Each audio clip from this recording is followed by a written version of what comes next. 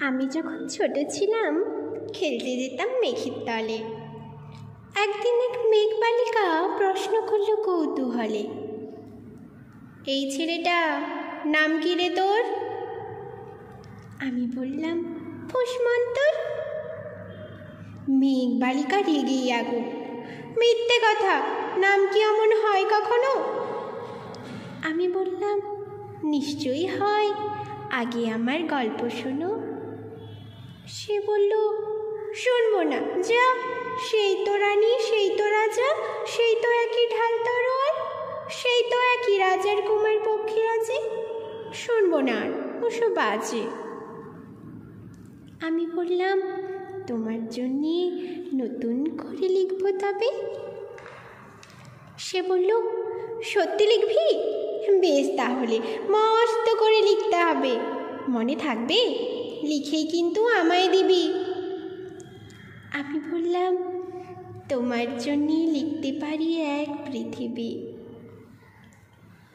লিখতে লিখতে লেখা যখন সবে মাত্র 2-4 পাতা, হঠাৎ তখন ভূত চাপলো আমার মাথায়। খুঁজতে খুঁজতে চলে গেলাম ছোটবেলার মেঘের মাঠে। গিয়েই দেখি চেনা মুখ তো একটিও নেই এ তল্লাটে। একজনকে মনে হলো ওরই মধ্যে অন্যরকম। এগিয়ে গিয়ে বলি তাকে, তুমি কি সেই মেঘ বালিকা? তুমি কি সেই?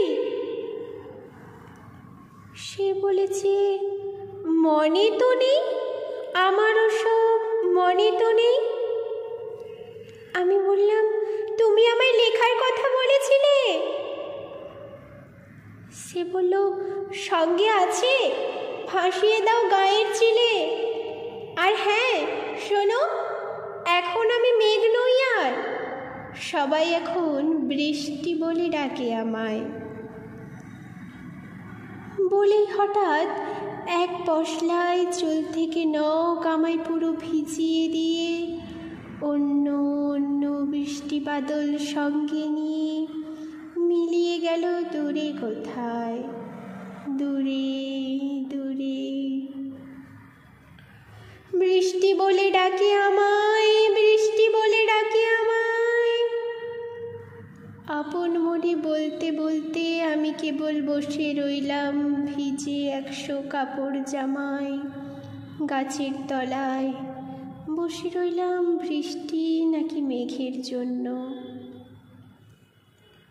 এমন সময় অন্য একটি বৃষ্টি আমায় চিনতে পেরে বলল, তাতে মন খারাপের কি হয়েছে?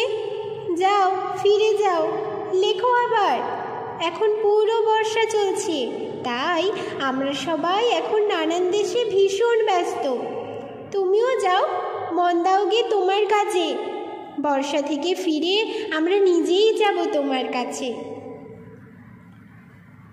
এক পৃথিবী লিখব আমি, এক পৃথিবী লিখব বলে ঘর ছেড়ে সেই বেরিয়ে গেলাম, ঘর ছেড়ে সেই ঘর বাঁধলাম গহন বনে, সঙ্গী শুধু কাগজ কলম।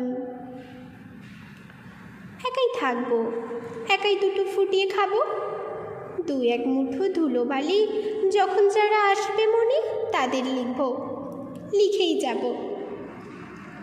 এক পৃথিবীর 100 রকম স্বপ্ন দেখার সাধ্য থাকবে যেরূপ কথার, সেরূপ কথা আমার একার।